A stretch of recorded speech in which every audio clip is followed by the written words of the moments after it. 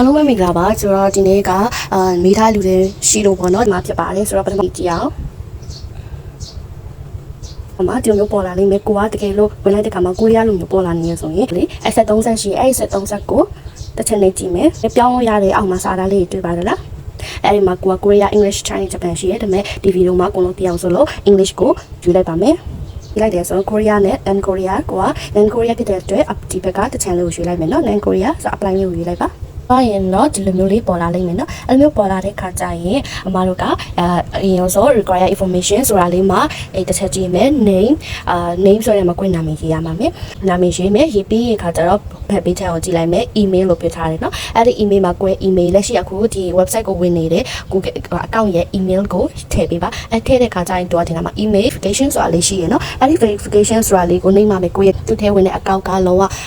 member ဖြစ်တယ်အဲ့ member ကိုကျတော့ဘယ်လိုမျိုးပို့လာမလဲကိုယ့်ရဲ့ဒီမှာဖြည့်လိုက်တဲ့ email မှာလိပ်စာကိုကို email ကောက်ထည့်ပြန်ဝင်ပြီးအဲ့မှာသူကပို့လာလိမ့်မယ်အဲ့မှာသူပို့တဲ့အတိုင်းလုပ်လိုက်ပေါ့နော်ဒီမှာတော့အမမလုပ်ပြတော့ဘူးလုပ်ပြလိုက်အမဝင်ပြေလို့မျိုးဖြစ်သွားမှာနော်ဒီ password ကကြတော့အဲ့ဒီမှာအောက်မှာကအနည်းဆုံး10လုံးဖြည့်ရမယ်10 characters ဖြည့်ရမယ်ပေါ့နော်တော့ alphabet number special character လေးထည့်ရမယ်အဲ့ဒီဟာကိုတော့အမကကြတော့ကိုထည့်လိုက်တာနဲ့ screenshot လေးရိုက်ထားပါတော့ဒါမှမဟုတ်မမီမှာတမို့လေပြီးနားမှာစာရင်ထိုင်ပြီးကို password ကိုတင်ထားပါအဲ့ဒီ mic ဖြည့်လိုက်တော့ဒီဘက်မှာမှန်တဲ့အကြောင်း confirm ပြန်လုပ်ပေးရမှာပါဆိုတော့ password လေးကိုမှတ်ထားပါကိုထည့်လိုက်တဲ့ email လေးမှတ်ထားရမယ်နော် nationality ကကြတော့ဒီဘက်မှာတော့ရွေးဖို့ပြပေးထားတယ်အဲ့မှာလေးရွေးမယ်မျိုးလေးပေါ်လာလိမ့်မယ်အဲ့ဒီမှာကွန်မြန်မာဆိုမြန်မာကိုရွေးပါနော်ဆိုတော့အောက်ဘက်ပိုင်းမှာရှိလိမ့်မယ် date of birth မှာကြတော့ကိုကဘယ်လိုရေးမလဲဆိုရင်သူတော့ကိုရီးယားလိုမျိုး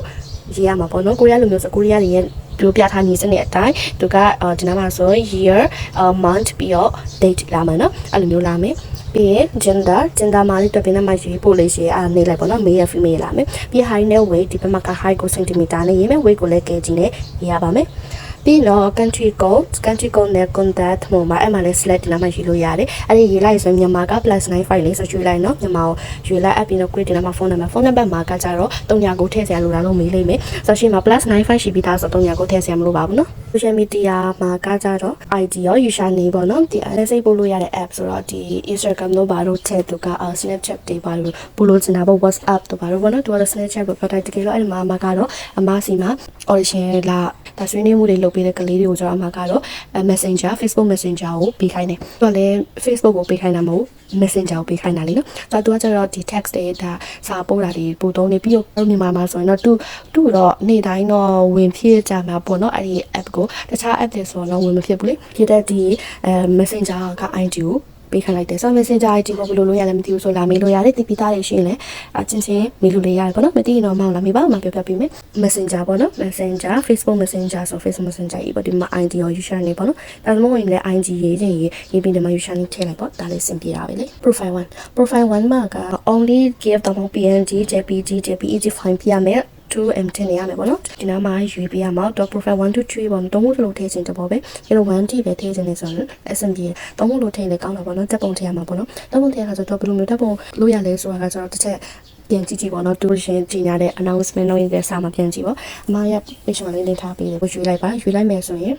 file ထဲမှာရွေး file ထဲမှာရွေးပါနောက် profile 2 3ကလည်းအတိုင်းပဲနော်ဟို audio ကကျတော့ MP3 ဟုတ်တယ်နော်တည်နော်အဲ့တော့ 50MB 50MB ထည့်နေရမယ် audio ဖြစ်ပါမယ်အဲ့တော့ဒါကိုလေခဏလေးထားမယ်ဆက်ပြောမယ်နော်ဗီဒီယိုကကျတော့သူက10 minute under 10 minute အောက်ပြရပဲဆိုတော့ကိုရေးတဲ့ category လိုက်ထည့်ပေါ့နော်အဲ့ဒီမှာဒီဘက်ကိုပြန်ကြည့် audio ပြန်ကြည့်ရကမှ audio ဘယ်လိုထည့်ရလဲမသိရလူတွေလည်းကပြောပြနော်အခုဗီဒီယိုကကိုရိုက်ပြီးသွားရဟုတ်တယ်မလားဗီဒီယိုရိုက်ပြီးသွားပြီအဲ့ဗီဒီယိုကိုဒီ YouTube တွေရှိရဒါမှမဟုတ် Facebook မှာလည်းရှိရဆိုတင်လိုက် okay တင်လိုက်ပြီးဆိုရင်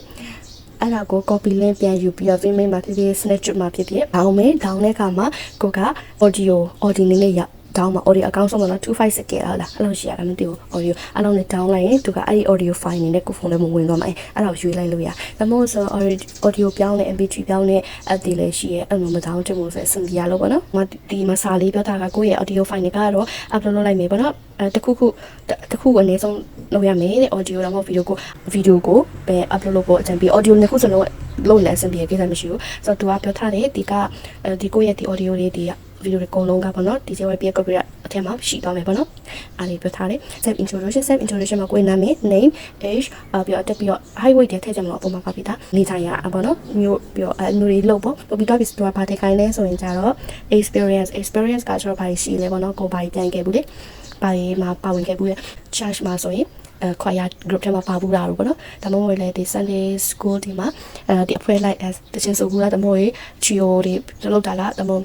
ဆိုဘူးလားပေါ့နော်မျိုးပြားချောင်းနေမှာပေါ့နော်အဲ့လိုမျိုးတွေလည်းထည့်လို့ရတယ်ဒါမှမဟုတ်ရင်လည်းဒီရက်ကွက်ဒီမှာပေါ့နော်ရက်ကွက်ဖျားပွဲပါရှိရဲဆိုလေအဲ့မှာစုဘူးရဲ့အကြောင်းလေးထည့်ရေးပေါ့နော်အကြောင်းလေးမှာပွဲရှိရင်လည်းစုဘူးရဲ့ဆိုတဲ့အကြောင်းလေးလည်းရေးလို့ရပါပဲနောက် hobby ကိုယ့်ဝါဒနာရေးပါ specialty ကိုယ့်ရဲ့အားဒါချက်အဲ့ specialty မှာလေသူတို့နည်းနည်းလေးအထင်ကြီးသွားစေနိုင်မယ်ကိုယ်လည်းတကယ်တက်မြောက်တယ်သူလည်းအထင်ကြီးမဲ့ဟာလေးရေးတယ်ကိုမှ specialty တော်တော်လေးများနေအပြင်ဖြစ်နိုင်တယ်လေကျွန်တော်ကြောင်မတူတော့ခါစားတာသူတို့အနေနဲ့သူတို့တော့ပိုကောင်းမဲ့ air specialty ဒါမှမဟုတ် extra ကိုကြိုက်တာထည့်လို့ရတယ်ပေါ့နော်ဒါကတော့စာလေးရရမှာနော်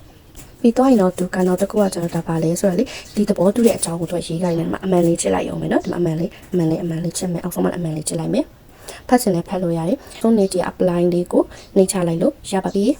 ဒါဆိုတော့ဒီလိုဖက်ကိုရောက်သွားပြီပေါ့နော်ဆိုတော့အဲ့ apply မလုပ်ခင်မှာအပေါ်မှာစစ်တခါရလေးစစ်ခဲ့ပါအကုန်လုံးထည့်ရလားစလုံးပေါင်းနဲ့မှန်ရလားဆိုတော့ပေါ့နော်တခြားလေးကြည့်ခဲ့ပေါ့ဆိုတော့မတော်ဒီဗီဒီယိုလေးကတော့အထောက်အကူပြုမယ်လို့မျှော်လင့်ပါတယ်နော်ဒါဆိုတော့ဒီ channel လေးထပ်ရှိရဲဆိုလည်းမြင်လို့ရပါတယ်ပြီးတော့တင်တန်းလေးလည်းခဏလေးကြော်ညာလိုက် open နော်တင်တန်းမှာမတော်တင်တန်းမှာ Korean basic class ပြီးရင်ဆက်11